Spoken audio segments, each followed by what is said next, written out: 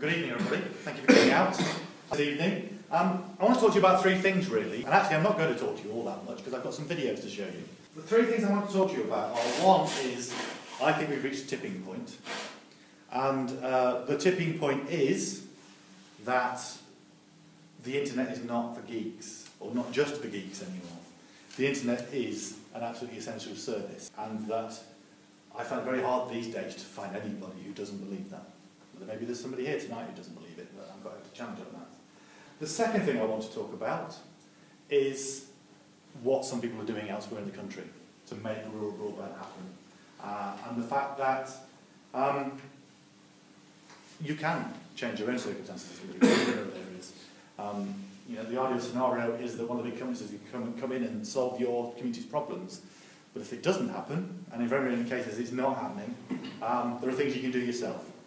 And the third thing, I just want to talk to you about some of the things that we're going to be doing in Lincolnshire in terms of community engagement. Although I won't be talking specifics, I'll just be talking about some of the things I've done elsewhere with engaging communities. So, about the tipping point. Last autumn, I embarked on a tour of the country, and unfortunately I couldn't come to Lincolnshire because I was being funny to do this and I wasn't being funny to come to Lincolnshire. But I have this big bee in my bonnet that the government funds campaigns. Like, they fund a campaign called Get Online Week. And I know lots of people who live in rural areas who get really frustrated when the campaign goes on every year. And they jump up and down and say, hang on a bit, we can't get online. What's the point of all this? So I actually did a tour last autumn, which I called Can't Get Online Week, when I toured the country in some really difficult areas. Talking to people about their frustrations. I'm going to show you a video in a minute about their frustrations. And it always helps to have some celebrity endorsement. Who knows who that is? No? That's Hugh Bonneville, who is an actor who's in, amongst other things, he's in Downton Abbey. And he's also the lead actor in a programme called 2012. If you've seen that, which is a sort of spoof thing about the Olympics. But actually, while I was planning Can't Get Online Week, somebody said to me, have you seen Hugh Bonneville on Twitter? And I said, no, I haven't seen him on Twitter. And he lives in rural Hampshire, I think it is, and he was tweeting about his awful broadband connection. So we managed to engage him, got a celebrity endorsement, we got him launched, and therefore the whole tour got quite a high profile as a result of that. So I'm now going to try, we had a few technical problems I'm afraid, so I'm going to try and show you a video of what I found on my tour of the country last autumn.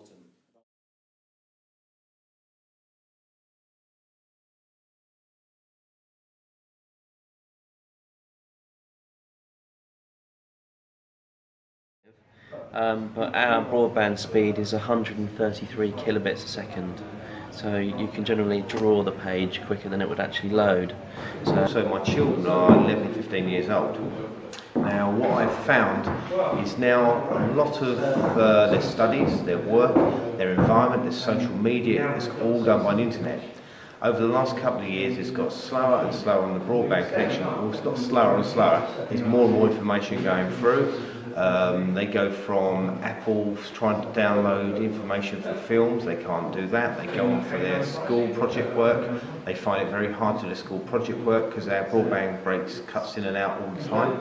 In fact, one of the daughters had to get up at 2 o'clock the other morning to actually do the homework because she couldn't get onto the system because their broadband was down.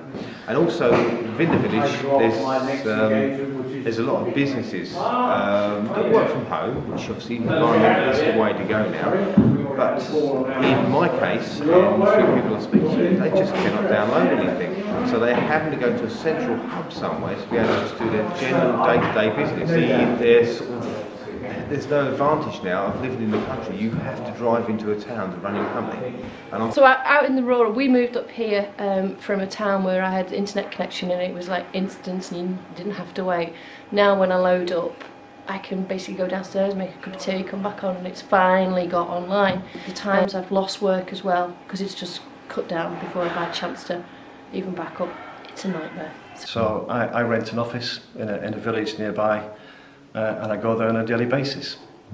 My children, they've all been through education, and education these days, they're given homework, and that homework is online, so they need to be able to get to it online.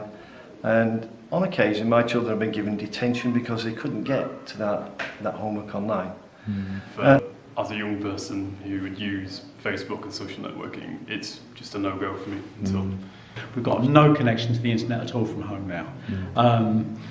Well, there is a possibility of a dial-up service, but you're talking like 4 pence a minute for something that's going to take hours to download per page, so it's just not viable really. So what I'm doing now is either coming 5 miles down here to sit outside the institute in the car with a laptop, or I've got a Wi-Fi dongle, drive around, find a signal up the hill, and that's about the best I can do. So you become a second-class citizen really. You're excluded from a lot of things that anybody that's connected to broadband can get onto. I mean, you get on to try to phone BT because there's a problem with the landline, and they said it's much quicker to contact us online. Well, no, it isn't. As a farmer, most of the farming paperwork now is going online, which we don't have a chance of doing really. It's just not possible when it's getting more and more like that each year, and there's no way to go about it. I edit books, pilot books for sailors in Scotland. There's about 5 books which are either going to publishers or printers, and they're quite big files, gigabyte or more, sometimes 2 gigabytes. And of course it means putting it on a disc and coming down to the post office and posting it off and then waiting for one to come back and all that stuff. So, as things get more technical and the pages get more complicated, and the programmers that write the pages get lazier and lazier because they assume that people have got a good connection, it just does become almost unworkable even for ordinary everyday use. I mean, my phone line apparently has been in since 1936, the main one. So, and my phone line comes off that into the valley, and it's been broken several times, so it's not very good anyway. And I'm absolutely cross, to put it politely, because every advert, everything on the television says, go to our website, do this. I would like to research my family tree. I haven't a cat in hell's chance. The response from the community was exceptional. We had 220 people here, much more than what we expect. We expected about 150. As been said, it was very passionate, very emotional. The feelings are very strong. There's a lot of anger, but there's also a lot of frustration in the village. We are aiming, hopefully, to get a very efficient, fast broadband connection in the village. We hope within a year. Whether that's possible, I don't know. People in the village, I know of work commitments that they can't carry out work commitments because they can't get a good broadband connection. My business, I operate all over the UK and work with local and central government, and broadband is absolutely essential to what we do. And rather than move my business to a better broadband area, I quite like living here. So if we can improve the facilities here for us, then maybe we can improve them for other people as well. And essentially our business wouldn't be here if we didn't have the internet. And because we have Wi-Fi here, it's also become a hub for people in the surrounding area who can't get broadband. They come here and they use it, so they'll come with their laptops and have a cup of coffee and can get online, and they're very grateful that they're able to do that. Everything is online, and we can't go online. And it seems to me that we're not remote. I hear stories about being able to get signals in other parts of the world that are stronger than ours. There's no way I can do my video business with this kind of broadband speed. Now, to give you a couple of examples, I have got one of my DVDs does need a little bit more promotion than I could give it. And the obvious thing, an American friend of mine said, oh, you want to put it online, and everybody will then download it for a micropayment. I said, absolutely no way can I even consider doing that. Anything that needed sort of fast speeds, well, I had to either go back to my campus at Hartlepool, which is like a 75-mile round trip, or go to an internet cafe, which are noisy and you can't work in those places. So for 3 years I found it very, very difficult. Very tiring, very costly. The extra cost that is taken out of my budget has been astronomical. And I can't get anything. I mean, you mentioned Skype earlier. I can't get that. You know, it just doesn't connect. It's appalling. Because if you can't get online to get into the government bodies, you need your passwords and things to do it yourself, then you've got to go somewhere else, which is obviously time, effort and fuel costs at this. Poor broadband connection, we don't have any. We run a farming business. I have 2 kids who need to be able to do homework online. I have all the personal things that we do on the internet. It's a nightmare without it. We have additional issues with education. We have 2 children, 10 and 14, both of whom require the internet to conduct their education, and that's virtually impossible.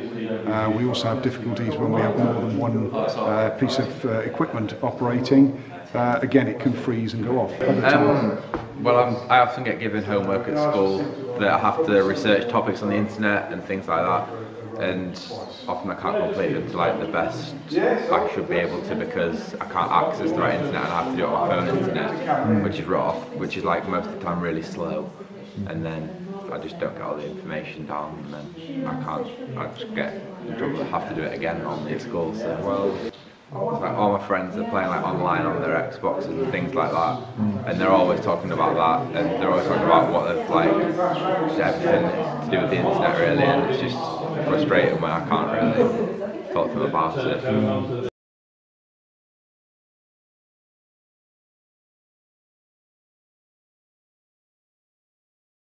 So I was actually quite surprised by some of the things I learned when I went on that trip, because as I said before, you know, I think I thought a lot of people would be saying to me, "Oh, we live in the countryside for a quiet life," but they're not. So as I said, the internet is not for geeks anymore. But on the other hand, I think people in rural areas are becoming internet experts because they have so many problems with getting online. You know, I think most people who live in towns, I'm not sure exactly what it's like in Lincoln, but in the town where I live, most people take the internet for granted these days. Yeah, I wouldn't know what download speed they get at home like those guys do, because it's not an issue. Yeah. If it was an issue, then absolutely it becomes really important, and you're comparing it to the people on the road and what you can get in the village. Absolutely. I think the thing that struck me from that video was the homework thing, and the education angle. Yes. Because if you can't do the work that you're set, you're going to get behind straight away. Absolutely. And especially if you can't do it in your own home, you've got to go somewhere to do it. And that's not something that I've encountered before. Absolutely. I mean, that was really interesting because that young lad there, I had that meeting in the church, and he wasn't there at the beginning of the meeting. His mum was there, and she actually had a phone call because she had to go and pick him up because he'd missed a school bus because he'd been kept behind school for not doing his homework. I think it's a really interesting illustration of the whole problem. So she had to go and fetch him and bring him back. And so I interviewed him about the problems that he got. And it's not just about him not being able to do his homework, it's also the fact that he feels left out amongst his friends. He can't go on Facebook with them, he can't, so they're all playing Xbox online, he can't do that. I mean, I don't know how good the sound was on that, but earlier on, there was other people saying one of them, his daughter has to get up at 2 o'clock in the morning because the only time the network's quiet enough to get on. And there was another one saying that their kids have been given detentions because the teachers don't believe. As you said, the teachers probably live in a town and take it all for granted. And they don't believe. They don't believe that they've got problems. So, I mean, and I think the other thing is the world is changing, and gone are the days when groups would sit down a table like this and debate the future of their communities. I mean, it still happens. I know it still happens, but by and large, in the modern world, and particularly for younger people, they're much more likely to be sat at home in front of the screen, communicating with each other that way. But in rural areas, in many rural areas, that's an impossibility. So, as I said, people are becoming their own internet experts. And one of the big ironies about this as well was, and I found when I did that tour, was there are people who are out there and solving their own problems with connectivity. But the big problem is if you live in a rural area and you can't get online, how do you find out what other people are doing? Because this sort of stuff doesn't tend to get into the mainstream media. The big internet players won't necessarily tell you about it because they might see it as a bit of a threat. The only way you can get information about what other people are doing to solve their own internet problems is online. But if you can't get online, how can you find out? So I was going around into village halls telling people that there are all people doing this sort of stuff, you know, and they were going, what? You can do this stuff yourself? So, now this may be an extreme example, but I would want to show you a video of a group of people in North Lancashire who have got their spades and shovels out and started to dig their fields up and are laying fibre cable, just to show that it can be done and it's not impossible.